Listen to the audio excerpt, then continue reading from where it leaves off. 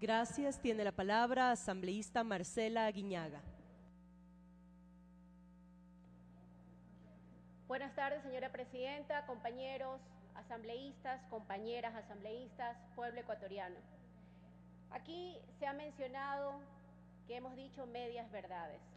Lo que le estamos proponiendo y está en discusión es una nueva forma de vivir en el Ecuador.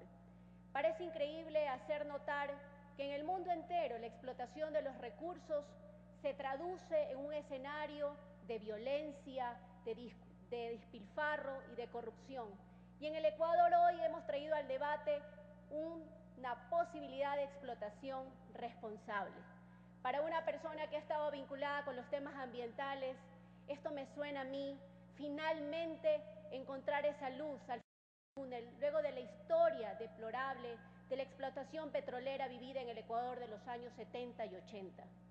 Quiero decirles también que en este camino de analizar y discutir la declaratoria de interés nacional, hay que romper esos falsos dilemas que a veces algunos nos quieren poner o imponer en la lógica de la discusión.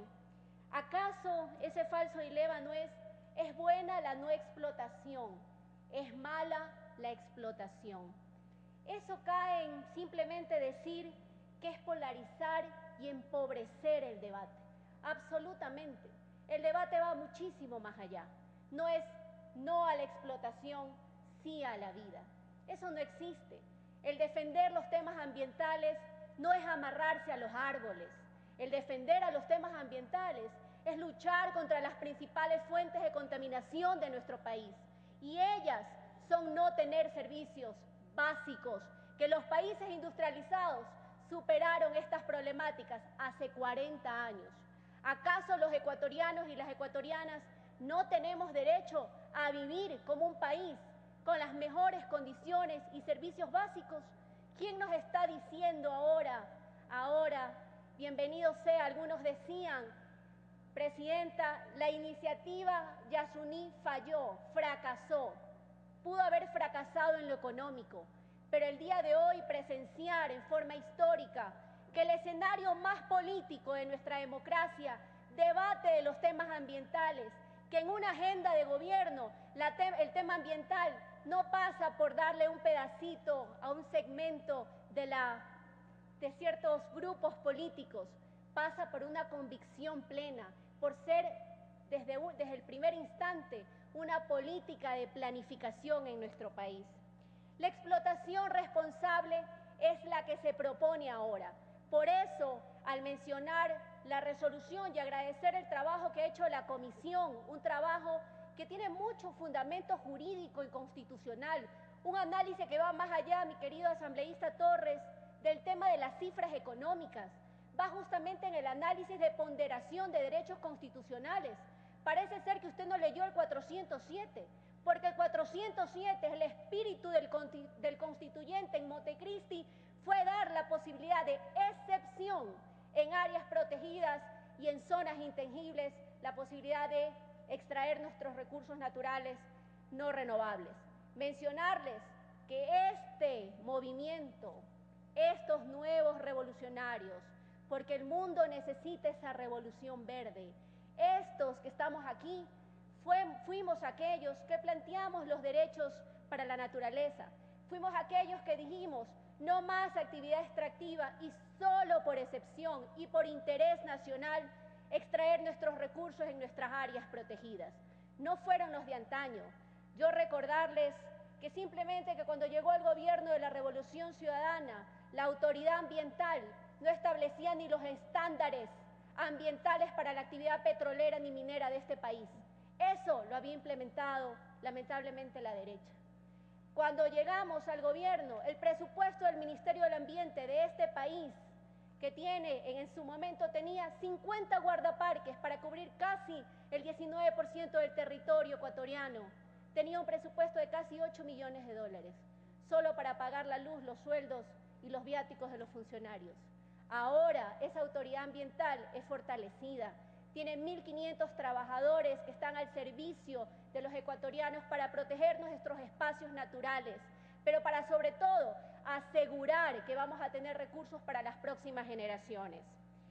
En esta resolución a la que quiero mencionar, se respetan los derechos colectivos, sí.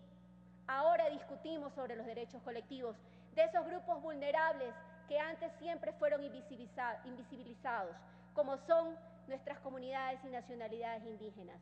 Por eso se establece con mucha claridad la obligatoriedad de la consulta previa, libre e informada. Y eso es un cambio sustancial en la forma de vivir. Señor asambleísta, con respeto, hay una solicitud de réplica por parte del asambleísta Luis Fernando Torres. Tiene la palabra asambleísta Fernando Torres y luego continuará con el tiempo restante el asambleísta Marcela Aguiñaga. Sí, presidenta. El fideicomiso que se suscribió el año 2007 estuvo desde ese año destinado al fracaso porque no se encontraba amparado por las reglas de Kioto. Debió haberse discutido lo que hoy estamos discutiendo, el 2013, el 2007, y no haber esperado 6 años. El tema económico sí interesa, asambleísta Aguiñaga, es de vital importancia, pero más interesante, como le dije en mi intervención, es el horizonte petrolero del Ecuador. ¿Cuántos barriles tenemos ahora explotables y recuperables? ¿Qué ha pasado con el Pungarayacu y qué va a pasar con el Yasuní y Teté? Ojalá, señores asambleístas, en la exposición que le resta a la honorable asambleísta Aguiñaga, podamos tener estas cifras que no constan lamentablemente en el informe de la Comisión de Biodiversidad y saber que si fracasó el fideicomiso que se elaboró el año 2007 por no tener la cobertura del protocolo de Kioto, ojalá, si se resuelve explotar el Yasuní y Teté, se lo haga con los más altos parámetros medioambientales. ¿Qué garantías da Petroamazonas o qué garantías pueden dar las empresas chinas si éstas se asocian con Petroamazonas? Muchas gracias. Gracias. Continúa con la palabra asambleísta Marcela Aguiñaga. Gracias, presidenta. Solo para indicarle al compañero Torres que la primera propuesta original del fideicomiso jamás tenía y jamás estuvo pensada que tenga en consideración las reglas de Kioto. El Ecuador proponía un mecanismo distinto, emisiones netas evitadas. Kioto paga por dejar de contaminar. Lo que proponía Yasuní y Teté en su momento era dejar de emitir cientos y miles de toneladas de CO2 a la atmósfera. Mi querido asambleísta Torres, creo que hay un desconocimiento, lo comprendo, no todo el mundo es especialista en temas de lucha contra el cambio climático. Sin embargo de eso, indicarle lo siguiente: considero que la resolución es absolutamente constitucional porque está enmarcada en lo que establece el 407, este espíritu que ya mencioné del constituyente, que cuando haya una necesidad de interés nacional, nuestras áreas protegidas y zonas intangibles podrían ser en ese momento susceptibles de explotación de nuestros recursos naturales no renovables. En definitiva, decir que se respetan los derechos colectivos de nuestros pueblos indígenas y principalmente en aislamiento voluntario. Por ello es que se excluye la zona de Ispingo Sur, ubicada mayoritariamente dentro de la zona intangible. Pero en torno a eso quiero mencionar que las propias directrices de los comisionados de Naciones Unidas establecen que el Estado ecuatoriano y los estados en general que tienen pueblos en aislamiento voluntario tienen que tomar las medidas de precaución para proteger su autodeterminación, cualquiera que sean estas. En ningún caso se estableció en estas posibilidades de suspensión de actividades. Por lo tanto, quiero agradecer también a los compañeros, nuestra bancada, de su sensibilidad de ir más allá de lo que inclusive el resto de la región regula en torno a tomar medidas preventivas dentro de planes de conductas y protocolos que permitan asegurar la protección a la autodeterminación de los pueblos indígenas en aislamiento, pero que al mismo tiempo también permita la protección de aquellos pueblos, nacionalidades indígenas en un momento determinado que están en ciertos sectores del Parque Nacional Yasuní. Indicar que el tema económico me refiero no solamente a las cifras, asambleísta Torres, me refiero a la necesidad de que con esos recursos principalmente y prioritariamente vayan destinados a la población amazónica. Primero, a sus pueblos, que deben ser los primeros beneficiados, y en segundo lugar, a los gobiernos autónomos amazónicos, a fin de reducir esas brechas insatisfechas de saneamiento ambiental. También decir que lo que proponemos hoy sí es un día histórico. Hoy todos hablamos de la posibilidad de una explotación responsable, responsable con el ambiente, responsable con el entorno de sus habitantes, pero sobre todo responsable también para las generaciones venideras. Y en ese marco debo decir que por eso tenemos una planificación. Ya no somos el país de antes, este país inestable, con reglas inadecuadas y no claras, sin planificación, sin una autoridad ambiental de control, porque antes no existía como tal, para que pueda ejercer su trabajo a fin de controlar todas las actividades que en su momento se hicieron al margen de la ley. ¿Qué pensar? Y me sumo a las palabras de mi querida Adriana de la Cruz. Como somos costeños, ver lo que sucedió con el manglar de nuestro país. Y nadie dijo nada.